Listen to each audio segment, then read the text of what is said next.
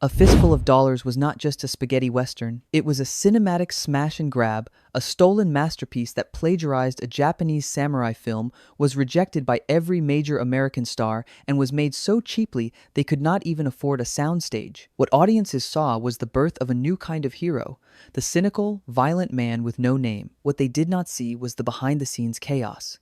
A director on the verge of being fired, a lawsuit that almost buried the film, and a television star who created his own iconic costume because the studio had nothing for him to wear. Today, we are riding into the dusty town of San Miguel to uncover 20 weird facts about A Fistful of Dollars that will blow your mind. And stick around for our bonus fact about the secret fourth film in the Dollars trilogy that Sergio Leone always wanted to make. Hit that subscribe button and light a cigar, because this is the truth behind the legend. Number 20. The film was a flagrant plagiarism of an Akira Kurosawa classic. The film's entire plot was not just inspired by a Japanese film, it was a scene-for-scene, almost shot-for-shot remake of Akira Kurosawa's 1961 masterpiece, Yojimbo. What audiences did not know was that Akira Kurosawa and his production company Toho were not amused. They saw the film, recognized their story, characters, and even specific camera angles, and immediately filed a lawsuit for plagiarism. The case was open and shut. Akira Kurosawa won, and a court ordered the Italian producers to pay him 15% of the film's worldwide gross and $100,000 in damages. This lawsuit became famous in Hollywood and established a powerful precedent for international copyright law. Sergio Leone never denied the influence. He simply claimed he was paying homage to a film he loved. But in the eyes of the law, it was not homage, it was theft. Number 19. Clint Eastwood was the studio's last choice. The iconic role of the man with no name was not just turned down by a few actors, it was rejected by every major star in Hollywood. Sergio Leone and the producers first offered the role to Henry Fonda, who found the script to be a piece of junk and turned it down flat. They then went to Charles Bronson, who felt the character was too unsympathetic and evil. Other stars like James Coburn and Richard Harrison also passed. What audiences did not know was that by the time they got to Clint Eastwood, he was a complete unknown in cinema. He was just a television star from the hit show Rawhide, desperate to escape his contract and prove he could be a movie star. He was the cheapest, most available option. They had a choice born not of vision, but of desperation and a tiny budget. Number 18. Eastwood created the iconic man with no name costume himself. The look that defined a generation of anti-heroes was not designed by a Hollywood costume department, it was cobbled together by the actor himself. When Clint Eastwood arrived in Spain to start filming, the production had no costume for him. What audiences did not know was that the tiny budget could not afford custom-made wardrobes.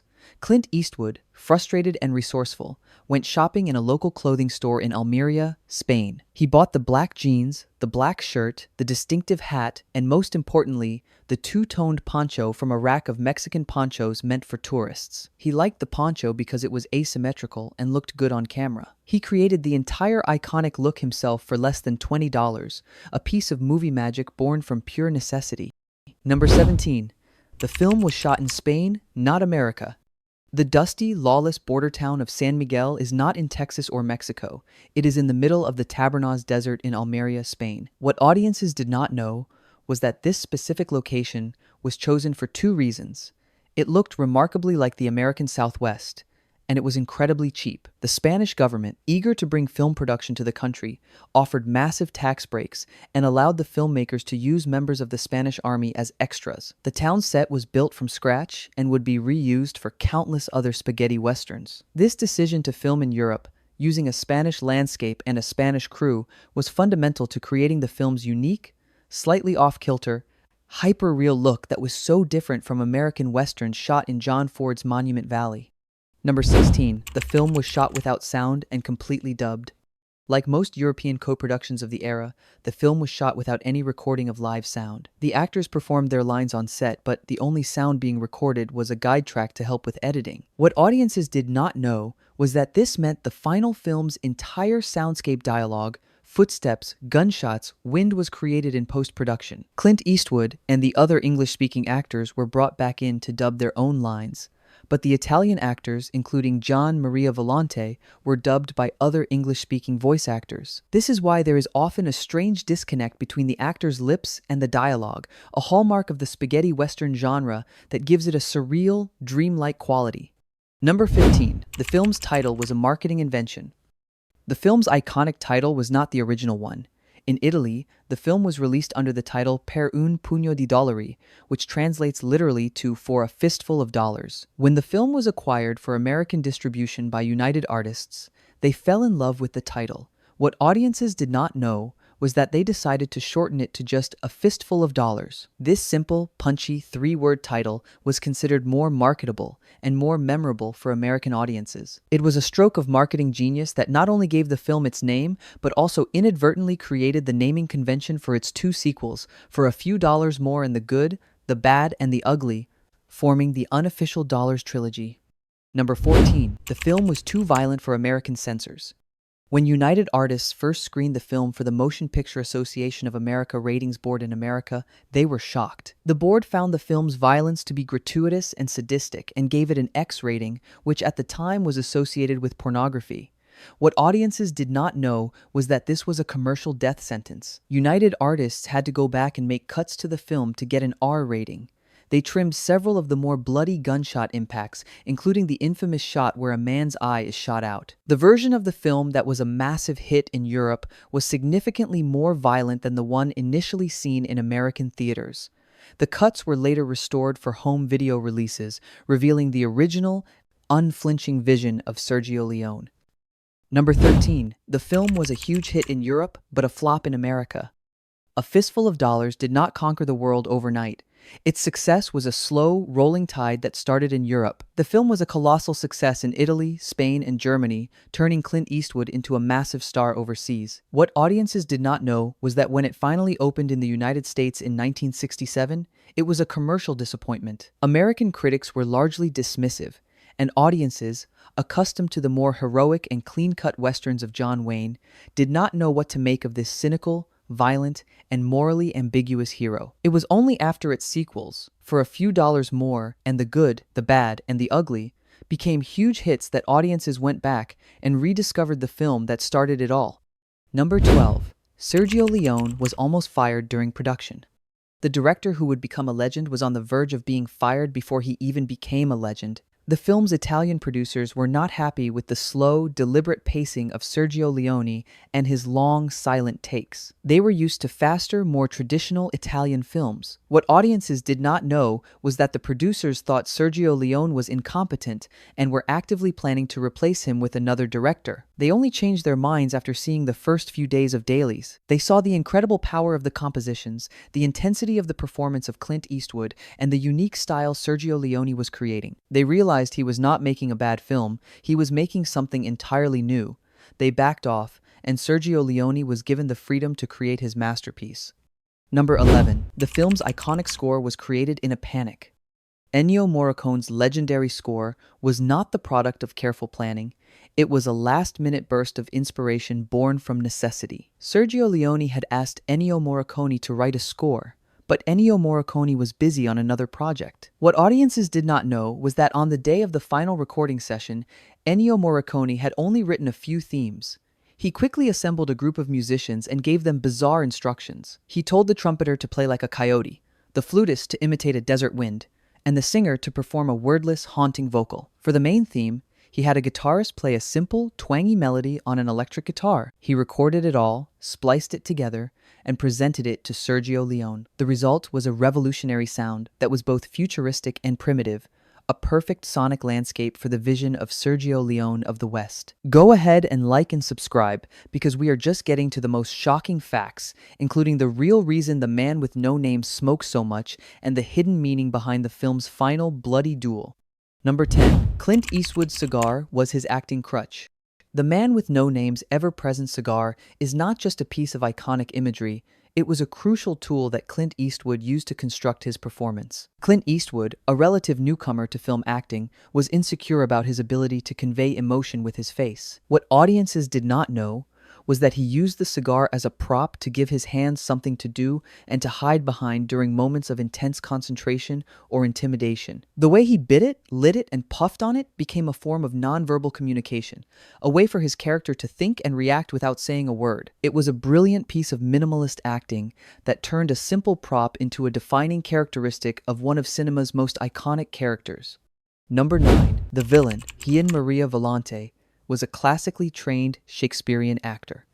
The film's primary antagonist, the cruel and psychotic Ramon Rojo, was played by Gian Maria Volante, one of Italy's most respected and accomplished stage actors. Gian Maria Volante was a graduate of Rome's prestigious National Academy of Dramatic Arts and was known for his intense, theatrical performances in classical plays. What audiences did not know was that he saw his role in A Fistful of Dollars not as a step down, but as a fascinating challenge. He brought a level of theatrical intensity and psychological complexity to the role that elevated it far beyond a typical Western villain. His performance is a masterclass in controlled menace, and he would go on to play the main villain in the sequel for a few dollars more, cementing his status as the ultimate spaghetti Western heavy. Number 8. The film's cinematography invented a new visual language. The film's look, with its extreme close-ups of sweaty faces and its use of vast, empty landscapes, was not just a stylistic choice, it was a revolutionary new way of shooting a Western. Cinematographer Massimo Dallamano, working closely with Sergio Leone, broke all the rules. What audiences did not know was that instead of shooting in the standard American style, with wide shots of the action, Sergio Leone and Massimo Dallamano focused on the human face. They used telephoto lenses to compress the space and make the landscape feel oppressive and threatening. The famous close-ups were not just for show. They were designed to put the audience inside the character's head, to feel their tension and their thoughts. This visual style was so influential that it was copied endlessly and is now considered a defining characteristic of the spaghetti Western genre. Number 7. The film was not originally conceived as part of a trilogy. The Dollars trilogy is a fan-created concept. The 3 films were never planned as a series. A Fistful of Dollars was conceived as a standalone film. What audiences did not know was that the film was such a massive success in Europe that the producers immediately wanted a sequel. Sergio Leone, Clint Eastwood, and Gian Maria Volante all returned for a few dollars more. The idea for a third film, The Good, the Bad, and the Ugly, came later. The connections between the 3 films are tenuous at best. The characters are different, and the settings are different. The only thing that truly links them is the presence of the man-with-no-name archetype of Clint Eastwood and the music of Ennio Morricone. The trilogy is a retroactive branding exercise, but one that has stuck in the public consciousness for decades. Number 6. The man with no name actually has a name in the credits. For decades, the character has been known as the man with no name. It is his defining trait.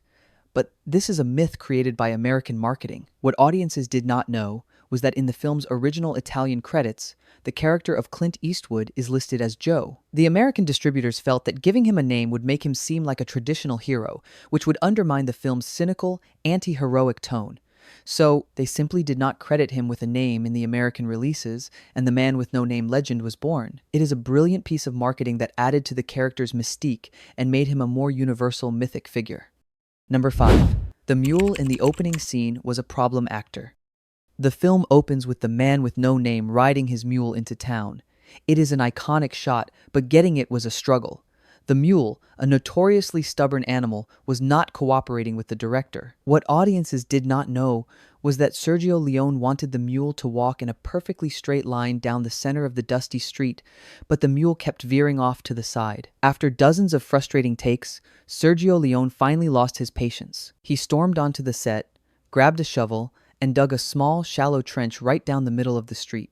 He then put the mule in the trench. With nowhere else to go, the mule was forced to walk in a perfectly straight line. The shot was finally in the can, a testament to the resourceful, if unorthodox, directing methods of Sergio Leone. Number 4. The film's final duel was a masterclass in editing and sound. The climactic 3-way duel in the cemetery is one of the most suspenseful sequences in film history, and its power comes from its brilliant editing and sound design. Sergio Leone builds tension by using a series of extreme close-ups, the eyes of the 3 gunmen, their twitching hands, the sweat on their brows. What audiences did not know was that this sequence was cut to the rhythm of the score of Ennio Morricone. The music builds and builds, with the electric guitar and the frantic trumpets creating a sense of impending doom. Sergio Leone holds on the close-ups for an uncomfortably long time, drawing out the tension to an almost unbearable degree before the explosion of violence. It is a perfect fusion of image and sound, a sequence that redefined how action could be filmed and edited. Number 3. The film's success destroyed the traditional Hollywood Western. The impact of A Fistful of Dollars on the Western genre cannot be overstated. Before this film, the American Western was dominated by the clean-cut, heroic figures of John Wayne and the clear-cut morality of stories like High Noon. What audiences did not know was that the film of Sergio Leone introduced a new kind of hero, cynical, violent, and motivated by money, not justice. This anti-hero resonated with the changing cultural landscape of the 1960s. The film's success signaled the beginning of the end for the traditional Hollywood Western. Audiences no longer wanted black and white morality. They wanted the moral ambiguity and brutal realism of the spaghetti Western. The genre would never be the same. Number 2. The film was not even released in the United States until 3 years after it was made. Despite being an American co-production, the film was considered a European B-movie and was not given a theatrical release in the United States. It was a huge hit in Italy in 1964, but American audiences had no way to see it. What audiences did not know was that the film only got a United States release in January 1967, after its sequel, For a Few Dollars More, had already been released in Europe. American distributor United Artists was hesitant to release it, but they were convinced by the growing reputation of the Dollars films. They released it on a double bill with For a Few Dollars More, and the two films became a massive sleeper hit, finally launching the spaghetti Western craze in the country that invented the Western genre. Number 1. The film's real protagonist is the town itself. While we see the story through the eyes of the man with no name, the film's true protagonist is the town of San Miguel. What audiences did not know was that Sergio Leone saw the town as a living organism, a character that is sick and dying from the violence that consumes it. The man with no name is not a hero who comes to save the town. He is a virus that infects it, pitting the two warring families against each other until they destroy one another. He is a catalyst for the town's self-destruction. In the end, he rides away, leaving the town purged of its violence but also empty and broken. The film is not about a hero's journey. It is a cynical allegory about the nature of violence and how it consumes everything it touches, leaving nothing behind but dust and silence. Bonus fact: the secret fourth film in the trilogy. The most shocking secret is that the Dollars trilogy was almost a quartet. Sergio Leone and his collaborators had an idea for a fourth film that would have completed the story of the man with no name. What absolutely no one knew was that the planned film was to be called The Other Side of the Wind. In this story, the man with no name, having made his fortune from his violent adventures, would have returned to the United States as a wealthy, powerful, and corrupted banker. He would have become the very thing he had been fighting against, a suit-wearing member of the establishment who uses money and power instead of a gun. The film would have been a tragic commentary on how capitalism ultimately co-opts and corrupts even the most rebellious spirits. The project never got off the ground, but it remains a fascinating what-if, a final, cynical chapter to the story of cinema's greatest anti-hero. A Fistful of Dollars was not just a movie, it was a cultural earthquake. It was a film made on a shoestring budget, with a television star no one wanted, and a script that was stolen from a Japanese master. It was a film that was not just supposed to work, but it did. It worked so well that it destroyed an entire genre and created a new one in its place. The film's legacy is the man with no name, a character who taught us that heroes do not have to be good, and that justice is just another word for revenge. It is a film that proves you do not need a big budget or a big star to make a big noise. You just need a good poncho, a cigar, and a whole lot of style. If this deep dive into a classic shocked you, hit that like button and subscribe for more secrets behind the films you only think you know. And remember, in this world, you have got to be stronger than the other guy. If you die, you are a fool.